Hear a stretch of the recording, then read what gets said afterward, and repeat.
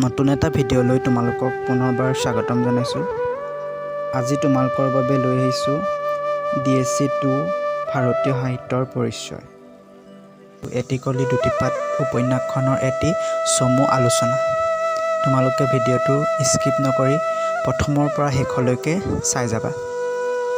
যদিহে নতুনকৈ আহিছে তেন্তে চেনেলটো ছাবস্ক্ৰাইব কৰিবা আৰু ওচৰতে থকা বেল আইকনটো প্ৰেছ কৰিবা, যাতে মই দিয়া নতুন ভিডিঅ'বিলাক তোমালোকে আগতীয়াকৈ পাই যোৱা। অনুবাদ সাহিত্যই মূল সাহিত্যৰ কৰ্মৰ লগতে অনুদিত ভাষাটোৰ সাহিত্যকো সমৃদ্ধ কৰে।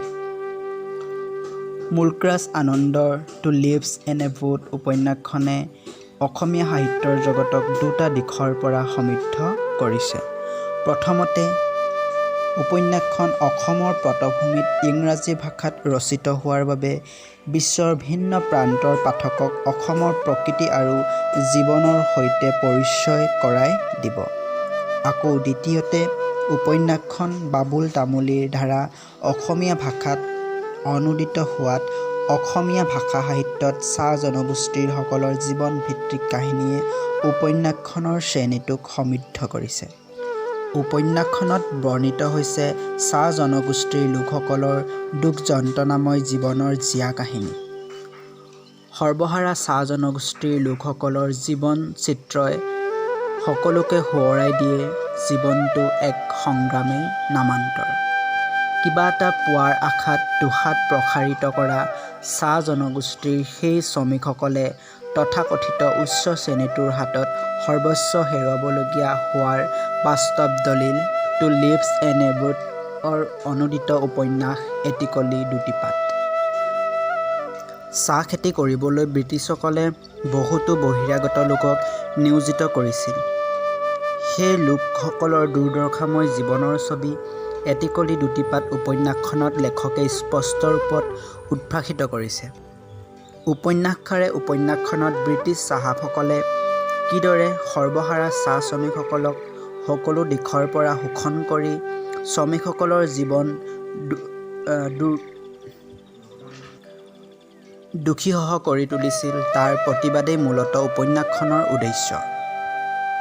উপন্যাসখনত সমগ্ৰ অসমৰ চাহ শ্ৰমিকসকলৰ জীৱন যন্ত্ৰণাময় চিত্ৰ অংকন কৰিছে যদিও গংগুকেই শোষিত চাহ শ্ৰমিকসকলৰ জীৱনৰ প্ৰতিনিধিৰূপে অংকন কৰিছে। আনহাতে বেগীহাণ্টাকে মুখ্য কৰি ক্ৰফৰ্ড কুক হৈছে শোষক শ্ৰেণীৰ প্ৰতিনিধি। ব্ৰিটিছ শোষক শ্ৰেণীটোৱে চাহ শ্ৰমিকসকলৰ হাড়ভগা পৰিশ্ৰমৰ উপৰি শাৰীৰিকভাৱেও শ্ৰমিকসকলক শোষণ কৰিছিল, আনকি নৈতিকতাৰ সকলো সীমা লংঘন কৰি শ্ৰমিকসকলৰ পত্নী কন্যাৰ ওপৰতো শাৰীৰিক নিৰ্যাতন চলাইছিল। শ্ৰমিকসকলৰ ওপৰত হোৱা এই অমানুষিক অত্যাচাৰৰ পৰা মুক্ত পোৱাৰ কোনো উপায় বিচাৰি নাপাই ঈশ্বৰৰ ওচৰতে আত্মসমৰ্পণ কৰিছিল। নিজ পত্নীৰ মৃত্যুৰ পিছত গংগুৱে পত্নীৰ মৃতদেহটো সৎকাৰ কৰিবৰ বাবে চাহ বাগিচাৰ পৰিচালক ক্ৰফৰ্ড কুকৰ ওচৰলৈ গৈ যি অপমান সহিছিল, সেই যন্ত্ৰণাত গংগুৱে সৰ্বশক্তিমান ঈশ্বৰক ধিয়াই ঈশ্বৰে জুইত ছাৰখাৰ কৰি দিয়াৰ কামনা কৰিছিল। উপন্যাসখনত আদিৰ পৰা অন্তলৈকে দেখা যায় যে চাহ শ্ৰমিকসকলক কৰা অত্যাচাৰ আৰু অন্যায়ৰ বলি হোৱা সেই শ্ৰমিকসকলৰ দুখ যন্ত্ৰণাময়ৰ চিত্ৰ। উপন্যাসখনৰ আৰম্ভণিতে ব্ৰিটিছ চাহাবৰ বহুতীয়া বুটাৰামে গংগুৰ পৰিয়ালটিক চলনাৰে নিজ গাঁৱৰ হোচিয়াৰপুৰৰ পৰা অসমলৈ লৈ আহিছিল চাহ শ্ৰমিকৰূপে। গংগুৰ জীৱনৰ এই দুৰ্ভাগ্যই তাক অন্তলৈকে পিছ এৰা নাই।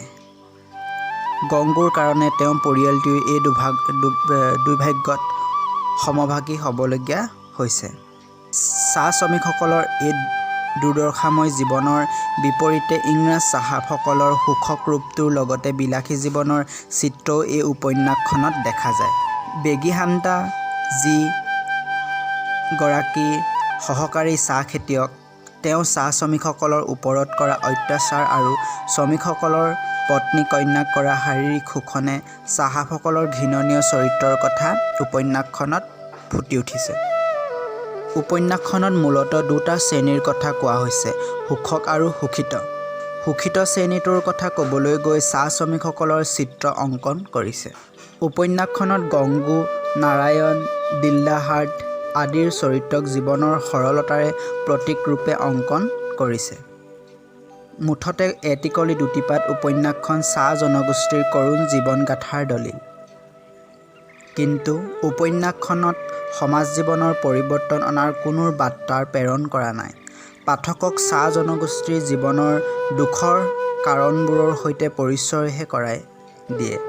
অন্যায়ৰ হাতত ব্যৰ্থ হৈ পৰা কৰুণ ছবিৰ স্বাক্ষৰ এটিকলি দুটিপাত উপন্যাসখন।